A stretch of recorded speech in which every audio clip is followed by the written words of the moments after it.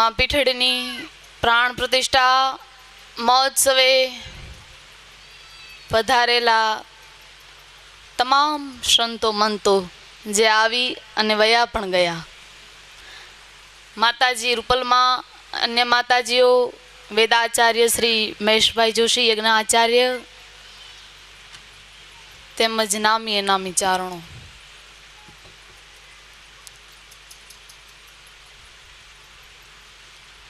આજે સભાનું આયોજન કરવામાં આવ્યું. મેળાવો તો સામાન્ય રીતે પટમાં બેસીને પણ થઈ શકે, ચારણોનો મેળાવો. પણ આ હોનબાઈને એવી ઈચ્છા હતી કે જે ઈશ્વર નરહર જેવા વંશ ભાસ્કર લખનાર કવિ મિશ્રણ જેવા, જેને રાજ દરબારમાં અકબરને પણ જેને ઊભો થઈ જવું પડતું, રાજસ્થાનના રજપૂતો જેના માટે સિંહાસન પોતાના અડધા ખાલી કરી દેતા, એવા ચારણો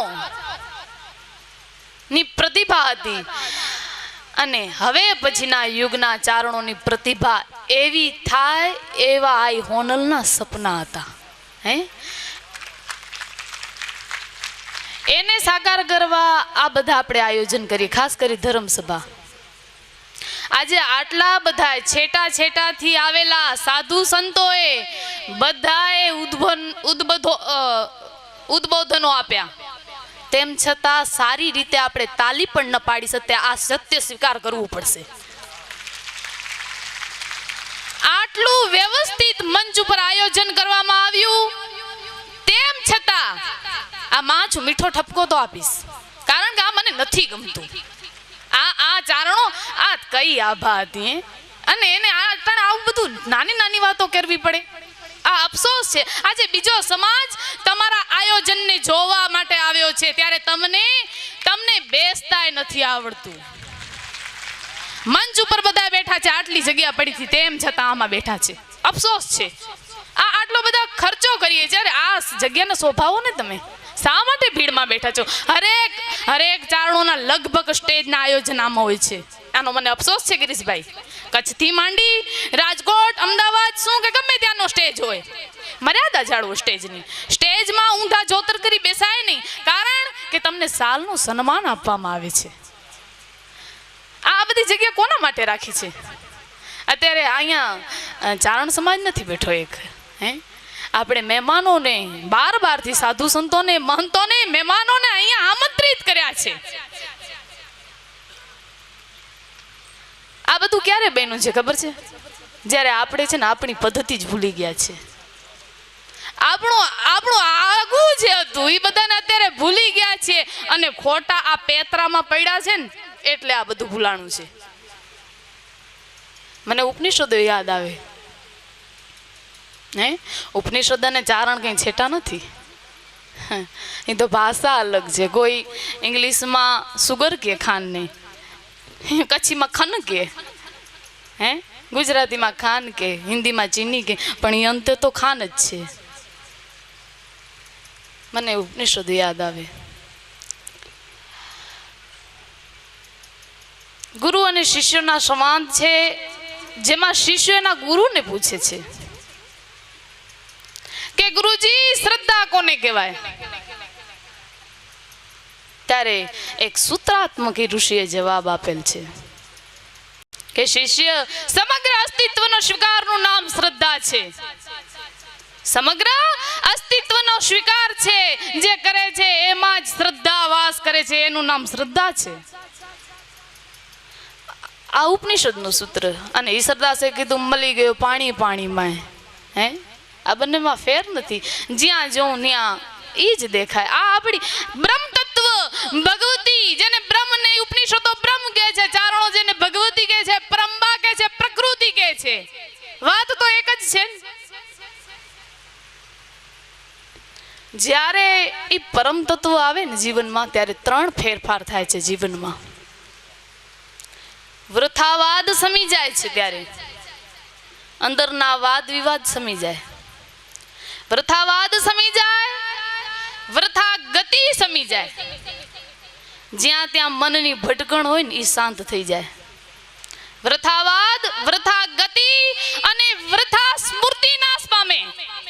સ્મૃતિ નથી પણ વૃથાજી છે.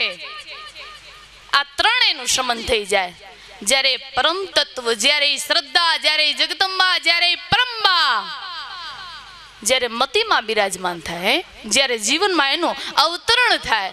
તો હું તમને એટલું પૂછું છું ચારણો, તમારી પાસે તો આ યજ્ઞમાં જે માતૃકા છે ને, જેને યોગીનીઓ કહેવાય છે, એ યોગીનીઓ જેને તમે ને હું આપણી ચારણી ભાષામાં જેને જોગણીઓ કહે છે, એ તમારા કુળમાં અવતરી, તેમ છતાં પણ આજે આ સ્થિતિ. હે યશવંતભાઈ, અગ્નિ પાસે આપણે જઈએ ને તો ઠંડી ઉડી જાય. આ અગ્નિનો સહજ સ્વભાવ છે, આપમેળે ઠંડી ઉડે. તો આવી યોગનીઓ પ્રગટ થઈ તમારા જીવનમાં, તમારા સમાજમાં, મારા ને તમારા સમાજમાં, જીવતરમાં. તેમ છતાં ચારણોની હજી ઠંડી, હજી શંકા કુશંકા, આ બધી આ એકબીજાના પગ ખેંચવા, આ કામ બંધ નથી થતા. તમારો વિવેક ક્યાં ગયો છે? તમે બોલો એટલે એમાં આભા ચારણની પ્રગટે ઈ ક્યાં ગઈ છે? મને રામાયણ યાદ આવે. ઊંચ નિબાસા નીચ કરતૂતી, દેખ ન સકઈ પરાઈ વિભૂતિ. અત્યારે આપણી સ્થિતિ આ છે. ઊંચો નિવાસ હતા પણ અત્યારે કરતૂતી બધી આપણી નીચ હલકી થઈ. સ્મૃતિમાં હલકાણ આવી ગઈ છે, વિચારોમાં હીનતા આવી ગઈ છે. હે અવની પડ્યો અવમીંડ, ચકોર નિહાળે ચંદને, અને ગગને જડીને ગીત હોય તો મૂળદા ભાડે માણકા. હે ઓલો ચકોરી ચાંદાને ધરતી ઉપરથી નિહાળ, પણ ઓલો ગીધડો તો ઈ તો મૂળદા ભાડીને ત્રાપ મારે. એવી આપણી ગતિ થઈ ગઈ છે. વિચાર તો કરો.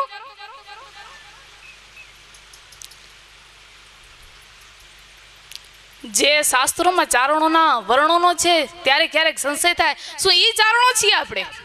આપણે એવા વર્ણનો, આપણે જે વાલ્મીકીએ જેને વર્ણન કર્યા છે, ઉપનિષદો શાસ્ત્રોમાં જેના વર્ણન છે, પૂછો તમારી જાતને એમાંનું શું લખણ છે અત્યારે આપણામાં?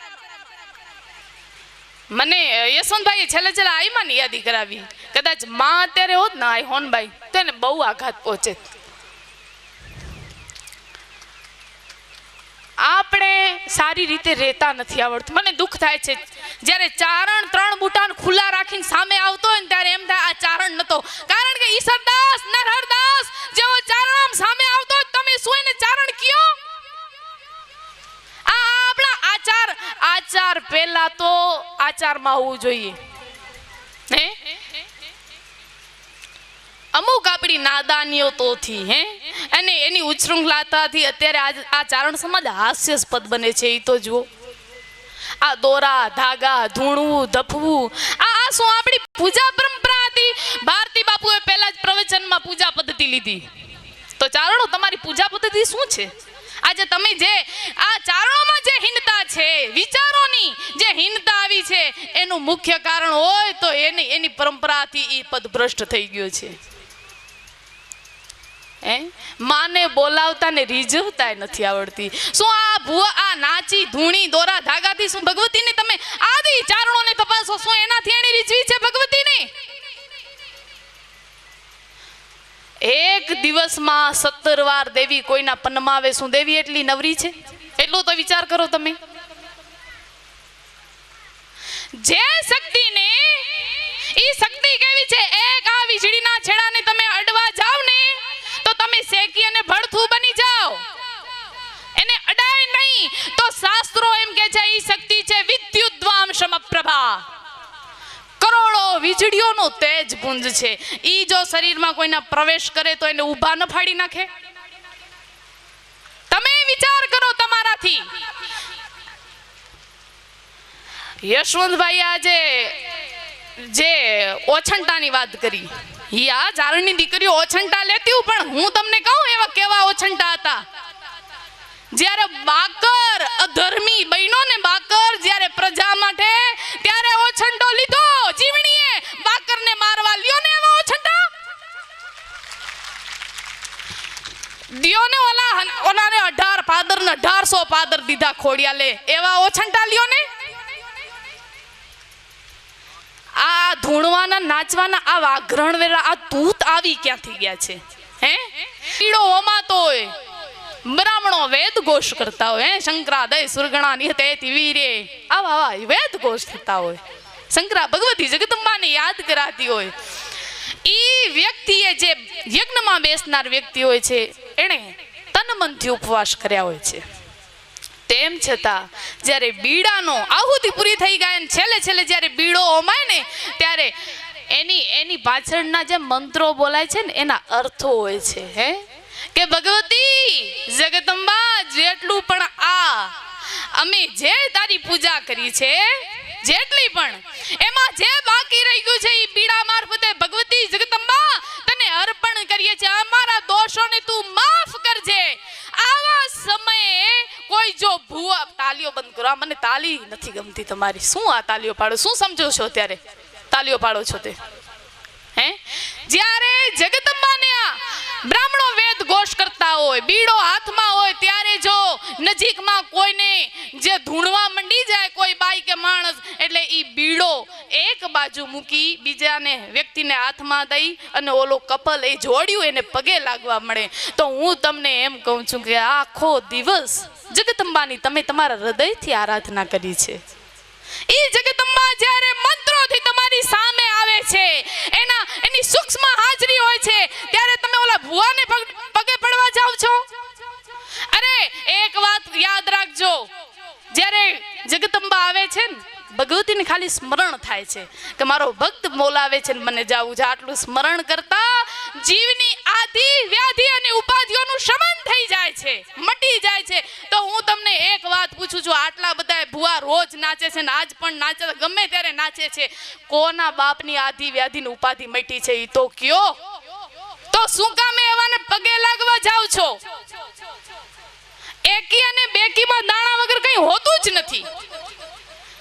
આ હું નથી કહેતી, આ તમારી આદિ ભૂતકાળની પરંપરા કે છે, એના તમને પુરાવા આપું.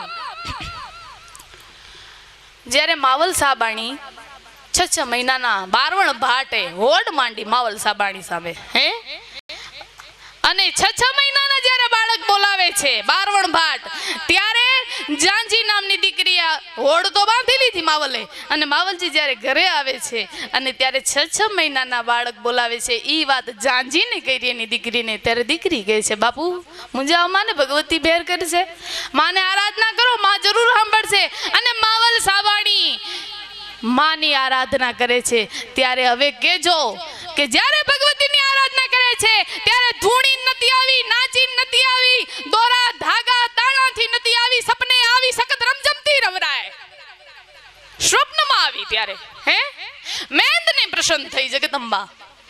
હે મેંદે કીધું, માં આ હું મને રાણવારી મને રવરાય તું નામ દે. જ્યારે સાધુ મેલી વિદ્યાથી જે પણ એનું હોય એ કરવા માંગતો હતો, ત્યારે માતાજી પ્રત્યક્ષ થઈ ઝાડમાંથી અને કીધું, માં મને રવરાય ન યાદ આવડે. માતાજીએ કીધું, તું 3 વાર આટા ફેરે અને જ્યારે તને નાખવા એ સાધુ પ્રયાસ કરે અઘોરી, ત્યારે તું એમ કહે છે કે એ રવરાય એક વાર નામ દઈશ ને એટલે આવી જાય. મેં કીધું, ઈ ન થાય, માં રવરાય યાદ ન આવે તો કે કીધું રાણવાડી તો આવશે. આ ઝાડ જેમાં પ્રગટ થઈ રાણનું હતું, રાણવાડી કહીને બોલાવજે, આવીશ. ક્યાં તમારી ક્યાં પરંપરા નાચી ધૂણીને? આ રાણા જગાની વાત કરો, ફોજ આવી, ચારણોને બિચારા કીધા. જગદંબા કાને આરાધના કરી, જગદંબાની કાને પડકાર થયો, સોનાના થારી વાટકા કરવા વાળી ચારણો હું બેઠી છું મુંજાઓમાં.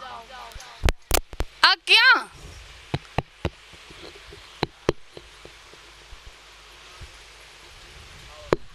આ ક્યાં? ત્યારે હા કોઈ ધૂણી નાચી અને આમાં કર્યા છે? તો આવા તૂત મૂકો, આમાંથી તમારું કલ્યાણ નહીં થાય અને સમાજ અંધશ્રદ્ધાના માર્ગે દોરાય છે. સમાજની આજે હાસ્યાસ્પદ સ્થિતિ થાય છે, એ બધા એ ભુવા ભરાડાના હિસાબે છે. મહેરબાની કરી, શું દેવી આવે છે ત્યારે?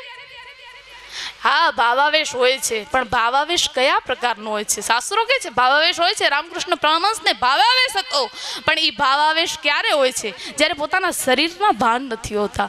એ સમાધિની સ્થિતિ, એ ભાવાવેશની સ્થિતિ છે. કોના બાપને અહીંયા સમાધિ લાગે છે એ તો કયો?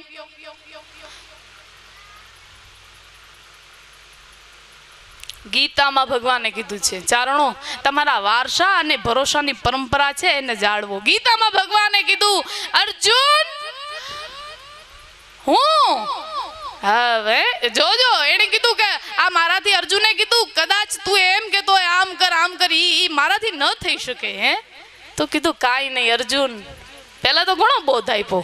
અર્જુન શરીરથી ઇન્દ્રિયો બળવાન, સ્થૂળ શરીરથી ઇન્દ્રિયો બળવાન છે, ઇન્દ્રિયોથી મન બળવાન છે, મનથી બુદ્ધિ પર છે, બુદ્ધિથી આત્મા એ શ્રેષ્ઠ છે. અર્જુન તું આત્માની ઉપાસના કર. ચારણો આ મેં તમારી પૂર્વજોએ ભૂતકાળના પરંપરાએ આત્માની ઉપાસના કરેલી છે. હે પણ પછી કીધું અર્જુને કીધું ભગવાન આ મારાથી ન થાય. હે કંઈક સહેલો માર્ગ બતાડ. તો કીધું અર્જુન કાંઈ નહીં મારા શરણમાં આવી જા, આ બધું હું કરી લે. ચારણો આ આપણી પરંપરા અર્જુનની હતી. અર્જુનને યાદ કરું 5000 વર્ષ પહેલા. હે ભરોસાની પરંપરા ચારણોની, અર્જુનની શરણાગતની પરંપરા. જ્યારે જગદંબાની આરાધના કરી યુદ્ધના રણ મેદાનમાં કીધું ચારણો જે શક્તિની આરાધના કરે છે એ કર. પછી એનો માનો દીકરો અને વળી ગુરુ એનું કૃષ્ણ, પછી ઈ જ પંથે હાલે ને. હે હા ભીષ્મ પર્વમાં આવે છે ચારણો જેની ઉપાસના જે શક્તિની કરે છે એ શક્તિની તું ઉપાસના કર. કઈ પરંપરા છે અને અત્યારે આપણે ક્યાં હાલીએ છીએ એનો જરાક વિચાર કરો. જ્યારે ભુવાના પનમાં આવે, હું નથી જોતી કે કોઈની આધિ વ્યાધિ, તમે જોયું છે બોલો તો અહીંયા આધિ વ્યાધિ ઉપાધિ મટી છે કોઈની ગિરીશભાઈ? હે આ તો સદવિચાર ધારણ કરો.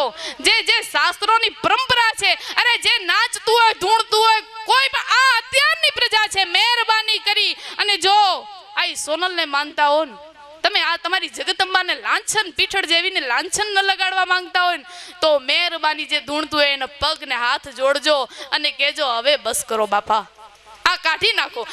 જેનાથી ચારણ સમાજ આજે હાસ્યાસ્પદ બને છે. ચારણો એક આપણી પરંપરા શું હતી હે એનો એક ખાલી લૌકિક દ્રષ્ટાંત આપું તમને. કૃષ્ણએ કીધું ના, શાસ્ત્રો એમ કે છે કે દુઃખ હોય એ ભાગ્યમાં એ ભોગવવું જ પડે. સાચી વાત છે, દુઃખ કદાચ ભોગવવું પડે. હે પણ એ દુઃખ રૂપી મીઠું હોય, એક હાથમાં તમે મીઠું લ્યો અને ઈ મીઠાને ગ્લાસમાં તમને દુઃખ ભોગવવું જ છે.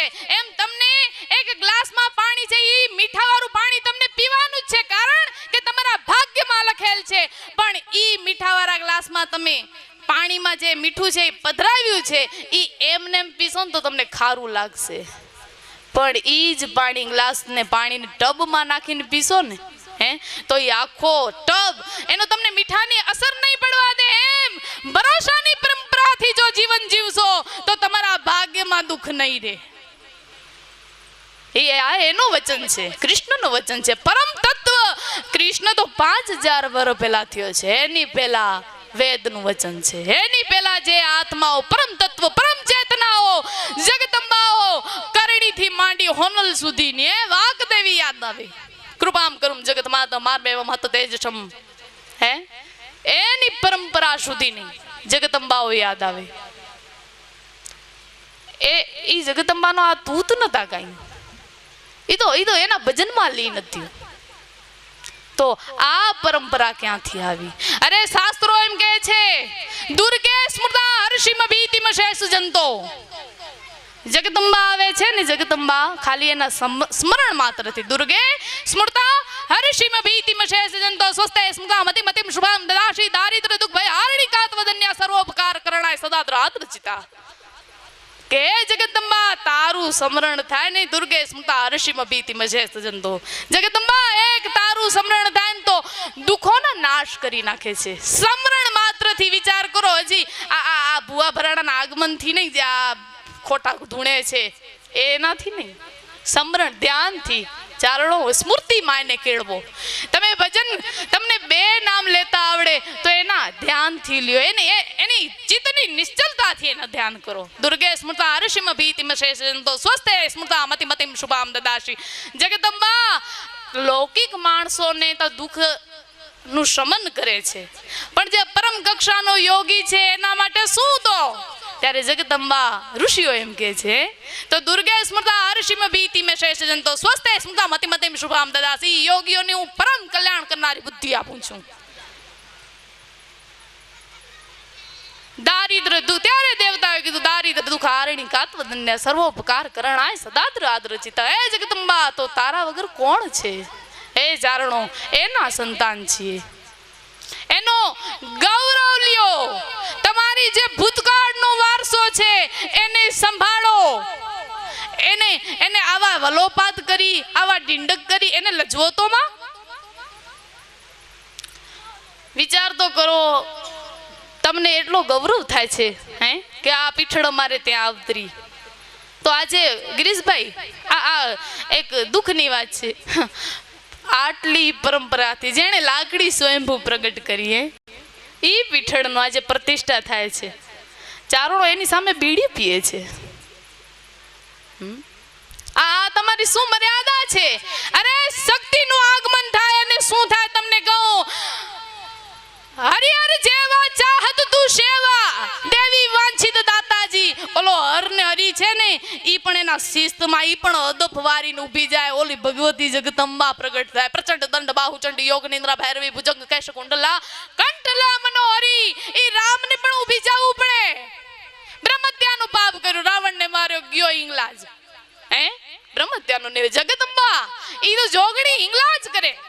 ઈ જગદંબાની જ્યારે પ્રતિષ્ઠા, આ તમારા આચાર જો આચારે ભ્રષ્ટ થયા છે. આ જેમ તેમ બોલાય નહીં, જેવી તેવી દેવની પ્રતિષ્ઠા થાય છે. જગદંબા તમારું ગૌરવ, તમારો ભરોસાનું આજે સ્થાપન ત્યાં થયું છે.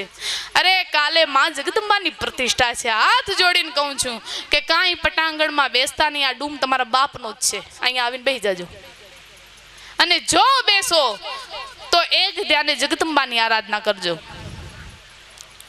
બીજું હું એક કહેવા માંગુ છું, ગિરીશભાઈ નાતના ચવાપાડાના તમામ વડીલો આજે બેઠા છે. ગિરીશભાઈનું નામ એટલે લીધું કે માં હોનલની પરંપરામાંથી છે. હે માતાજીઓ બેઠા છે. માતાજી જે પીઠળમાંના જો ઈ પરંપરામાં બધું અનુકૂળ હતું. જો તમને ઠીક લાગે તો તમે કરજો, ન ઠીક લાગે તો કાંઈ નહીં. તો કાલ ભગવતીની આરાધના કરજો. અને માતાજીએ એક જા આપ્યા છે, જે માતાજીએ નથી આપ્યા, એમાં જામાં છે ગાય વેચવી નહીં, ગાયનું દૂધ ન વેચવું, હે આવા બધા જા છે. માતાજી પણ તે સમયના વડીલોએ જે એક કળા ફિટ કર્યા છે, પણ એ કળાનું આજે એનું ઉલ્લંઘન થાય છે. જા નાખ્યા છે પીઠળના જોગણીઓના, એવા કપરા સમો નાખી દીધા છે, તે એની આણો આપી દીધી છે. પણ તેમ છતાં આજે તમને અને મને ખબર છે કે આ બધા કાર્યો થાય છે કે નહીં? ચવાપાડામાંથી હું સાંભળવા માંગુ છું, હા કે ના બોલો, થાય છે કે નહીં? હાથ ઊંચો કરો એકવાર. થાય છે ને? તેમ છતાં જગદંબાને પ્રાર્થના કરી, હે જગદંબા કાલે તારી પ્રતિષ્ઠા છે. હે માં, ત્યારે સમય કદાચ એવો હશે કે જે પણ વડીલો છે એને આવું બધું કરવું પડ્યું હોય છે, પણ માં હવે તારી પ્રતિષ્ઠા છે. કદાચ ભવિષ્યની પ્રજા તારા નિયમોનું ઉલ્લંઘન કરી દે અને ત્યારે અમે વરી ઈ પાપના ભાગીદાર થઈએ. એના કરતા જગદંબા હવે તું અમને રજા આપ માં. હે તારા કરોમાંથી અમને મુક્ત કરાય. કાલે એક ચવાપાડાનો ચારણ માં આગળ પ્રાર્થના કરે. જગદંબા છે એ ક્યારેક આમે કે ક્યારેક આમે કરી દે. બાળક આટુમાં હું નથી કરતી. એટલે મહેરબાની કરી અને સમાજની જે ભરોસાની પરંપરા છે એને સાચવજો, જાળવજો. અને સ્ટેજનું જ્યારે પણ વખત આવે ત્યારે મંચસ્થ બધાને કહું છું કે આવી જગ્યાઓ જે ખાલી પડી હોય ને એને શોભાવજો. અને જ્યારે પણ ક્યારે પણ કોઈ પણ પ્રસંગમાં કોઈ ભૂવા ધૂણે ત્યારે એને હાથ જોડીને કહેજો કે હવે બંધ કરી દો. બોલીએ શ્રી હોનબાઈ માત કી.